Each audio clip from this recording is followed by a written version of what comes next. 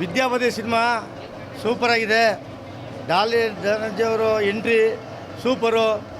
ಒಳ್ಳೆ ಹುಡುಗ. ನಾಗಭೂಷಣ್ ಅವರು ತುಂಬ ಆ್ಯಕ್ಟಿಂಗ್ ತುಂಬ ಚೆನ್ನಾಗಿ ಮಾಡಿದ್ದಾರೆ. ಸಿನಿಮಾ ನೋಡ್ತಾರೆ ಬೇಜಾರಾಗಲ್ಲ.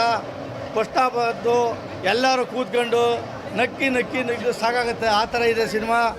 ಜೊತೆಗೆ ಪ್ರತಿಯೊಂದು ಸೀನು, ಪ್ರತಿಯೊಂದು ಡೈಲಾಗು ಎಕ್ಸ್ಟ್ರಾರ್ಡಿನರಿ.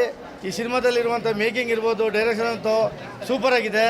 ಹೀರೋಯಿನ್ ಅಂತೂ ತುಂಬ ಅದ್ಭುತವಾಗಿ ಆ್ಯಕ್ಟಿಂಗ್ ಮಾಡಿದ್ದಾರೆ. ಹೀರೋ ಅಂತೂ ಫಸ್ಟು ಸಿನಿಮಾ ಟಗರು ಪಲ್ಯ, ಇದು ಸೆಕೆಂಡ್ ಸಿನಿಮಾ ವಿದ್ಯಾಪತಿ. ಸೂಪರಾಗಿದೆ ಸಿನಿಮಾ. 100 ಡೇಸ್ ಓಡುತ್ತೆ. ಜೊತೆಗೆ ಎಲ್ಲರೂ ಈ ಸಿನಿಮಾನ ಫ್ಯಾಮಿಲಿ ಸಮೇತ ಬಂದು ನೋಡ್ಬೋದು. ಇಂಥ ಹೊಸ ಕಲಾವಿದರಿಗೆ ಸಪೋರ್ಟ್ ಮಾಡಿದ್ರೆ ಈ ಸಿನಿಮಾ ಸಕ್ಸಸ್ ಆಗಿರೋ ಸಂದೇಶ ಇಲ್ಲ. ಈ ಸಿನಿಮಾಕ್ಕೆ ಆಲ್ ದಿ ಬೆಸ್ಟು. ಒಳ್ಳೆ ಸಾಂಗ್ ಇದೆ, ಒಳ್ಳೆ ಮೇಕಿಂಗ್ ಇದೆ, ತುಂಬ ಎಕ್ಸೈಟೆಡ್ ಇದೆ ಸರ್. ಸೂಪರಾಗಿದೆ cinema. 25 blockbuster hit. Super duper, fantastic, outstanding, marvellous. ಆ ಕಡೆ ಮಾತಾಡೋಣ ಬನ್ನಿ. ಈಗಷ್ಟೇ ವಿದ್ಯಾಪತಿ ನೋಡ್ಕೊಂಬಂದೆ. ಸಮ್ಮರ್ಗೆ ಒಂದು ಒಳ್ಳೆ ಎಂಟರ್ಟೈನ್ಮೆಂಟ್. ಸಮ್ಮರ್ ಹಾಲಿಡೇಸ್ ಎಲ್ಲ ಮಕ್ಕಳು ಮನೇಲಿ ಕೂತ್ಕೊಳ್ಳೋ ಬದಲು ಫ್ಯಾಮಿಲಿ ಜೊತೆ ಥಿಯೇಟ್ರಿಗೆ ಬನ್ನಿ, ವಿದ್ಯಾಪತಿ ನೋಡಿ. ಆ್ಯಂಡ್ ವಿದ್ಯಾಪತಿ ಪಕ್ಕ ಪೈಸಾ ವಸೂಲ್. ಜಾಸ್ತಿ ಮಾತಾಡೋದಕ್ಕಿಂತ ನೀವೆಲ್ಲರೂ ಥಿಯೇಟ್ರಲ್ಲಿ ಬಂದು ನೋಡಿ. Thank you. ಒಬ್ಬ ಅಮಾಯಕ ಸಿಡಿದೆದ್ದು ಹೆಂಗೆ ಹೊಡಿತಾನೆ ಅಂತ ಬಂದು ನೋಡಬೇಕಂದ್ರೆ ನೀವು ಬಂದು ವಿದ್ಯಾಪತಿ ನೋಡಿರಿ. ವಿದ್ಯಾಪತಿ ಹೆಂಗಿದೆ ಅಂದರೆ ಮೈ ಜುಮ್ ಅನ್ನುತ್ತೆ. ತುಂಬ ಖುಷಿ ಆಗ್ತಾಯಿದೆ. ಈ ಥರ ಫಿಲ್ಮ್ ಬಂದಿದೆ, ಹೊಸದಾಗಿ ಬಂದಿದೆ. ಹೊಸ ಕಥೆ ಇದೆ. ತುಂಬ ಚೆನ್ನಾಗಿ ಮೂಡ್ ಬಂದಿದೆ. ಎಲ್ಲರೂ ಮಕ್ಕಳು ಕರ್ಕೊಂಡು ನೋಡ್ಬೋದು, ಫ್ಯಾಮಿಲಿ ಎಲ್ಲ ಕರ್ಕೊಂಡು ನೋಡ್ಬೋದು. ಎಲ್ಲರೂ ಬಂದು ತುಂಬ ಚೆನ್ನಾಗಿ ಎಂಜಾಯ್ ಮಾಡ್ತೀರಾ. Thank you. Fantastic entertainment, mind blowing performance. ಥಿಯೇಟ್ರಲ್ಲೇ ನೋಡಿ, ಫ್ಯಾಮಿಲಿ ಜೊತೆನೇ ನೋಡಿ. ಫಿಲಮ್ ತುಂಬ ಚೆನ್ನಾಗಿದೆ. ಅಷ್ಟು ಜನ ಮಕ್ಕಳೇನು ಆ್ಯಕ್ಟ್ ಮಾಡಿದೆ ನಮ್ಮ ಸ್ಟೂಡೆಂಟ್ಸೇ, ಎಲ್ಲ ಅವರು ಸ್ಟೂಡೆಂಟ್ಸೇ, ಆರ್ಯನ್ ಮಾರ್ಷಲ್ ಆರ್ಟ್ಸಿಂದ. ಎಲ್ಲರೂ ದಯವಿಟ್ಟು ನೋಡಿ ಅಂತ ಹೇಳ್ಬಿಟ್ಟು ಹೇಳ್ತೀನಿ. ಕನ್ನಡ ಫಿಲಮ್ ತುಂಬ ಚೆನ್ನಾಗಿದೆ. ಒಳ್ಳೆ ಮೆಸೇಜ್ ಇರುವಂಥ ಫಿಲಮ್. ಯಾರು ಮಿಸ್ ಮಾಡ್ಕೊಂಬಿಡಿ ಅಂತ ಹೇಳ್ಬಿಟ್ಟು ಹೇಳ್ತೀನಿ. Thank you. ಸ್ಟೂಡೆಂಟ್ಸ್ ಬನ್ನಿ. ಚೆನ್ನಾಗಿದೆ ತುಂಬ. ವಿಲನ್ ಜಗ್ಗು ಹಾಂ ಅವರು ಚೆನ್ನಾಗಿದೆ.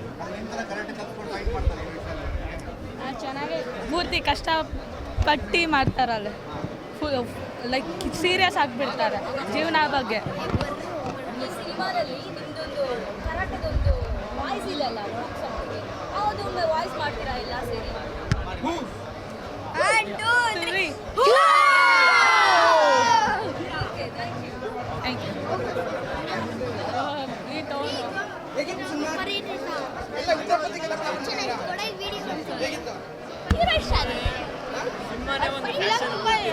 ಮಸ್ತಾಗಿತ್ತು ಫಿಲಮ್. ತುಂಬ ಮಸ್ತಾಗಿತ್ತು. ಅದರಲ್ಲಿ ನನಗೆ ಹೀರೋ ತುಂಬ ಇಷ್ಟ.